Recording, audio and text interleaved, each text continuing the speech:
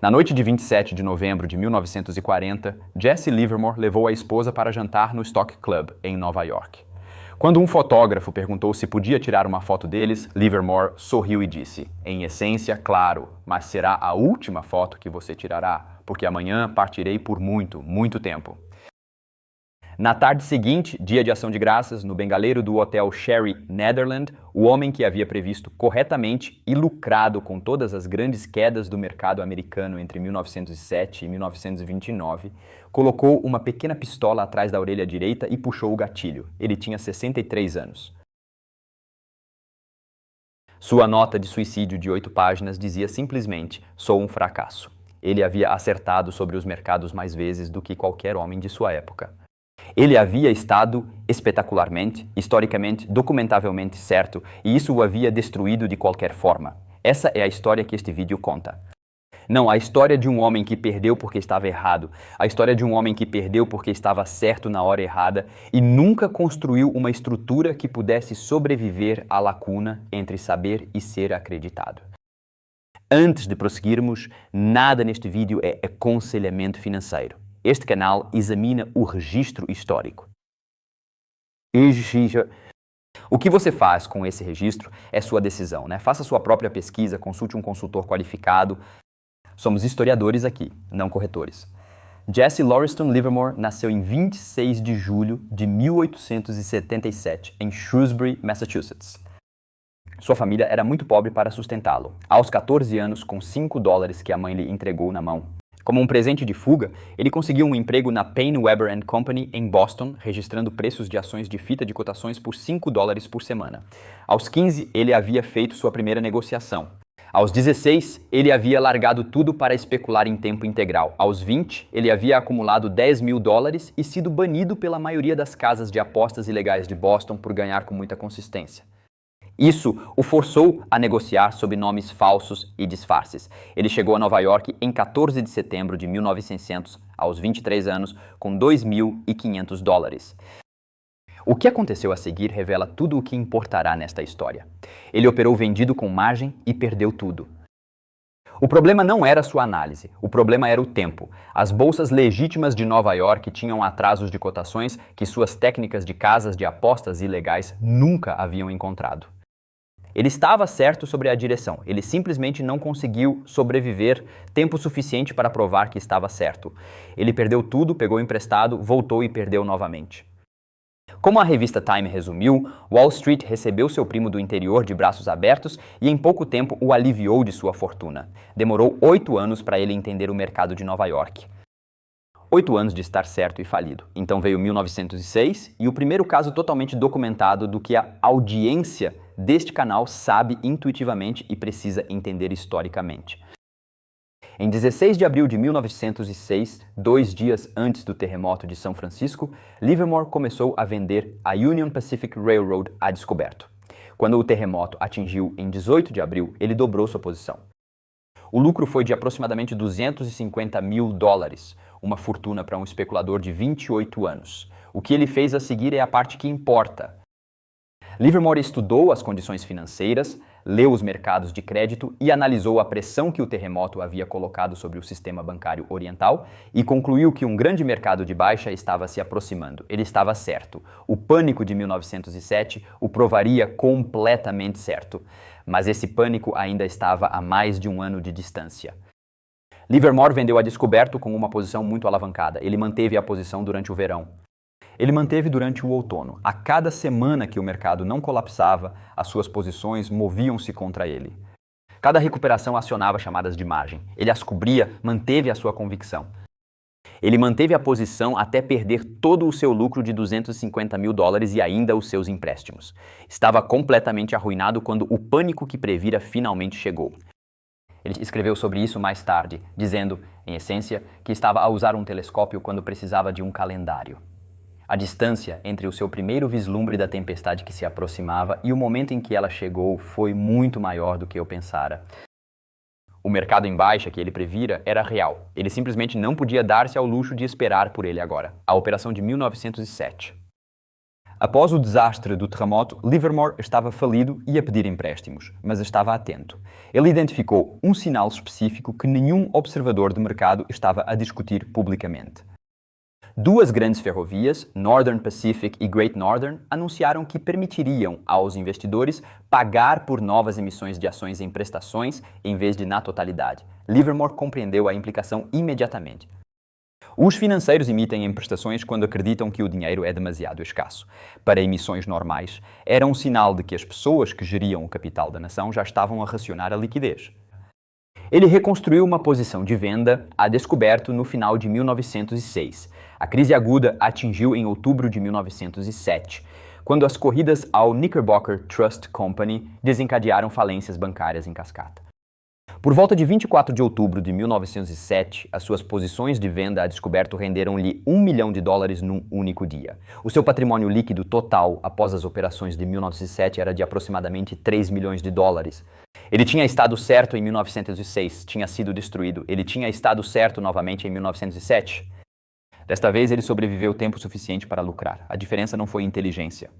A diferença não foi pesquisa. A diferença foram três coisas. Ele esperou por um sinal específico antes de alocar capital. Estava menos alavancado e o mercado moveu-se mais rapidamente. Nos 20 anos seguintes, Livermore provaria a tese e destruir-se-ia repetidamente por causa dela. Um operador de algodão chamado Theodore Price convenceu-o a comprar algodão. Em 1908, Livermore vendeu uma posição lucrativa, mas fraca, para fazer preço médio no algodão. Toda a fortuna de $3 milhões das operações de 1907 evaporou-se. Ele pediu falência em 1915. Ele voltou, construiu outra fortuna nos anos de guerra, comprou cuidadosamente anuidades para a sua família com $800 mil de ganhos. Porque, como ele disse, sabia que um homem de negócios gastaria tudo o que pudesse. Então veio 1929 e tudo o que ele tinha aprendido aplicou-se em grande escala. A história oficial da queda de 1929 diz que foi imprevista. Homens razoáveis foram apanhados de surpresa por algo que ninguém poderia ter previsto. Os registros históricos contam uma história completamente diferente. Livermore começou a construir posições vendidas no início de 1929. Ele usou mais de 100 corretores de bolsa para disfarçar a escala da sua operação. Perdeu aproximadamente $250 mil em sondagens iniciais que se voltaram contra ele. Pequenas posições de teste que ele colocou deliberadamente para ver como o mercado respondia, ele absorveu essas perdas e esperou. Na primavera de 1929, as suas maiores posições vendidas registravam perdas de mais de $6 milhões no papel, enquanto o mercado fazia a sua última subida eufórica. O Dow atingiu o pico de 381 em 3 de setembro de 1929. $6 milhões em perdas no papel, numa tese que ele tinha a certeza estar correta. Ele manteve-se firme quando a confirmação chegou, quando o mercado finalmente cedeu e começou a confirmar a sua análise. Livermore aumentou as suas operações agressivamente. Ele terá vendido a descoberto entre 300 e 450 milhões de dólares em ações num período de 4 semanas, à medida que a tese se confirmava. No final de setembro, antes dos famosos dias do crash, ele já estava à frente. Depois vieram 24, 28 e 29 de outubro, o Dow caiu aproximadamente 11%, depois 13% e depois 12% em 3 dias sucessivos. O seu lucro total com a venda a descoberto de 1929 foi de aproximadamente $100 milhões. Ele tinha resolvido o problema, não por ser mais inteligente ou mais paciente do que em 1906, mas por mudar a sua estrutura. Ele esperou pelo que chamou de ponto fulcral, um nível de preço específico onde o próprio comportamento do mercado confirmava a sua tese antes de comprometer todo o capital. Ele sondou com pequenas perdas que podia suportar. Ele aumentou a posição apenas após a confirmação. Ele nunca manteve a posição vendida completa durante o período de espera. Ele manteve uma pequena posição durante a espera, absorveu o custo e adicionou volume apenas depois de o mercado validar a direção. Ele descreveu-o numa frase que vale a pena memorizar. Nunca foi o meu pensamento que me fez ganhar muito dinheiro. Foi sempre a minha capacidade de esperar. Homens que conseguem estar certos e manter-se firmes são incomuns. A pergunta que a audiência deste canal está a fazer agora é: ele tinha a resposta, ele resolveu-o. Por que é que acabou da maneira que acabou? Em março de 1934, 4 anos e meio após a transação mais lucrativa da história financeira americana, Jesse Livermore declarou falência com ativos de 84 mil dólares e dívidas de 2 milhões e meio. Os 100 milhões de dólares tinham desaparecido. O registro documentado mostra o que aconteceu. Ele retomou os mesmos padrões que o tinham destruído em 1908. Transações de algodão, baseadas em conselhos externos, média de custo em posições perdedoras em vez de as cortar, tentativas de adivinhar o fundo num mercado que acabou por cair 89% do seu pico. A Lei de Bolsas de Valores de 1934 tornou muitos dos seus métodos de negociação ilegais. Um acordo de divórcio de 2 milhões e meio de dólares, uma conta de impostos de 800 mil dólares, mas há algo que os relatos biográficos contornam sem nomear diretamente. Livermore escreveu Como Negociar em Ações na primavera de 1940, publicando-o em março, 4 meses antes de morrer. Nele descreveu cada lição, cada mecanismo, cada erro com total clareza. Ele compreendia o que tinha corrido mal. Ele compreendia-o há décadas. A compreensão não o protegeu de o repetir. Os registros históricos sugerem o que a compreensão não conseguiu corrigir. Livermore quase certamente sofria do que hoje reconheceríamos como depressão clínica grave, provavelmente com características bipolares. Os biógrafos notam períodos prolongados de isolamento, grandiosidade alternando com colapso e a perda progressiva da disciplina que o tinha tornado bem-sucedido. A sua constituição psicológica era o mesmo instrumento que ele usava para negociar. Quando esta se desmoronou, o conhecimento dentro dela tornou-se inacessível. Agora, 3 casos paralelos, porque o problema de Livermore não é exclusivo dele e as soluções estão documentadas. Em 1998, Julian Robertson geria a Tiger Management, um dos fundos de cobertura mais bem-sucedidos da história. Com 22 bilhões de dólares e um histórico de 31 anos, registrava retornos anualizados de 31,5%. Robertson identificou corretamente a bolha das dot-com como o que ele chamou de pirâmide Ponzi, destinada ao colapso. Ele vendeu a descoberto ações de tecnologia. Ele apostou na alta de ações de valor baratas. Sua análise estava exatamente correta. De 1998 a 2000, os fundos da Tiger caíram aproximadamente 40%. Os investidores retiraram quase 8 bilhões de dólares. Robertson fechou a Tiger Management em 30 de março de 2000, 3 semanas após o pico da Nasdaq. Sua carteira final, se mantida até 2006, teria retornado 120% contra 7% para o mercado em geral. Robertson estava certo. Seus investidores o forçaram a sair 3 semanas antes de ter sua razão comprovada. Ele não tinha proteção estrutural contra saques. No mesmo ano em que Robertson fechou, um médico que se tornou gestor de fundos, chamado Michael Burry, começou a ler as letras miúdas dos empréstimos subprime. Em maio de 2005, Burry havia comprado 60 milhões de dólares em Credit Default Swaps, CDS, contra títulos subprime do Deutsche Bank, contratos de seguro que pagariam quando os títulos falhassem. Ele estava certo de que falhariam. O que se seguiu foram 2 anos de agonia inequívoca. Burry pagou aproximadamente 100 milhões de dólares em prêmios anuais em seus contratos de seguro. No terceiro trimestre de 2006, seu fundo estava com uma queda de 17% no acumulado do ano, enquanto o mercado em geral subia. Seus investidores o acusaram em e-mails que Michael Lewis obteve e publicou mais tarde de ser um criminoso, um louco ou um idiota. Alguns ameaçaram processar, todos exigiram seu dinheiro de volta. Burry fez algo que Livermore não pôde fazer e Robertson não fez. Ele leu o contrato social de seu próprio fundo e encontrou uma cláusula que lhe permitia bloquear legalmente os resgates dos investidores para travar o fundo e evitar saques forçados. Ele a invocou. Seus investidores não puderam retirar seu dinheiro, independentemente de quão alto o exigissem. Ele manteve a posição quando o mercado imobiliário colapsou em meados de 2007. A Scion Capital devolveu milhões de dólares aos investidores, um retorno líquido desde o início. Burry pessoalmente ganhou 100 milhões de dólares. Ele então encerrou o fundo.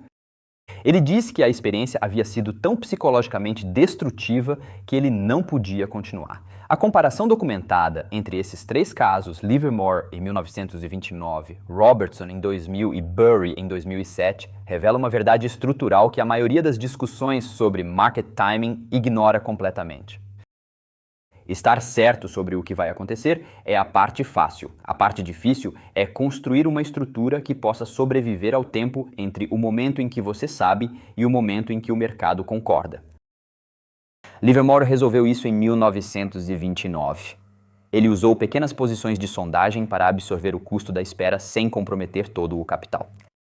Ele adicionou volume apenas após a confirmação, mas ele operava com seu próprio capital e sua própria estabilidade psicológica como a única proteção contra ser forçado a sair. E quando essa estabilidade ruiu na década de 1930, nada mais se sustentou.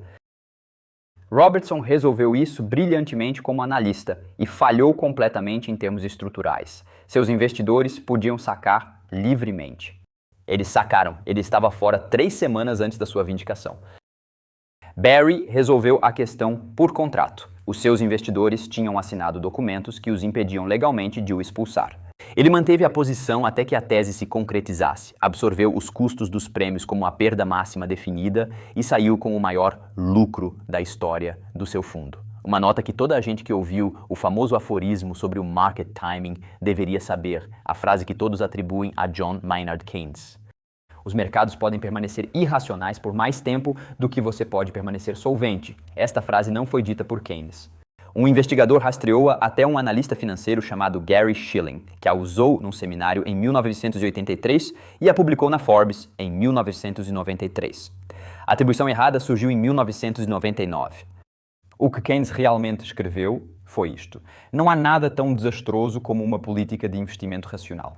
No mundo irracional, o seu próprio histórico de investimentos provou o ponto. Ele quase faliu em maio de 1920 em especulação cambial, estando corretamente pessimista em relação às moedas europeias do pós-guerra. Ele foi aniquilado por um surto de otimismo de 4 semanas antes que a sua tese se provasse correta. Ele sobreviveu apenas pedindo emprestado a um amigo rico e mantendo a posição. Mais tarde, ele mudou para o investimento de valor concentrado e superou o mercado em 8 pontos percentuais anualmente, gerindo o fundo de doação do King's College Cambridge. O que o registro histórico realmente recomenda para alguém que acredita que uma crise está a chegar? 3 perguntas, não previsões, perguntas estruturais. Primeiro, pode perder apenas o que pode dar-se ao luxo de perder? Os Credit Default Swaps de Barry tinham um custo máximo definido. Os prêmios se o mercado imobiliário nunca colapsasse. Ele perdeu os prêmios e nada mais. As posições curtas de Livermore não tinham teto para perdas potenciais. Quando as ações vendidas a descoberto subiram 30% ou 40% contra ele, as suas perdas acumularam-se sem limite. Segundo, alguém pode forçá-lo a sair da posição antes que ela dê lucro? Robertson não conseguiu evitar isso. Barry conseguiu. O bloqueio contratual foi o mecanismo mais importante na sua operação, mais importante do que a análise, mais importante do que o timing, mais importante do que qualquer outra coisa. Sem ele, a análise era inútil. Terceiro, sabe em termos de dólares específicos quanto tempo pode dar-se ao luxo de estar errado? Livermore, em 1929, sabia esta resposta e construiu a sua estratégia em torno dela. Ele sondou com quantias que podia absorver, não comprometeu todo o capital. Até que a confirmação chegasse, em 1906 ele não tinha feito a pergunta. Na década de 1930, ele parou de perguntar novamente. O mercado tem estado errado sobre a direção por mais tempo do que pessoas inteligentes e cuidadosas esperavam. Todas as vezes que este canal documentou, a crise de 1929 foi prevista por múltiplos analistas sérios que foram aniquilados antes que ela chegasse. O colapso das dot-com foi previsto por investidores sérios que perderam o seu capital ou a sua base de investidores antes que o Nasdaq caísse 80%. O colapso imobiliário foi previsto por Michael Burry, que se manteve firme por contrato legal, enquanto todos à sua volta o chamavam de louco. Em cada caso, as pessoas que estavam certas e sobreviveram partilhavam uma característica. Não paciência, não inteligência, nem mesmo coragem, embora todas as 3 ajudassem. Eles tinham construído uma estrutura que podia durar mais tempo do que eles podiam estar errados. Subscreva para não perder o próximo vídeo.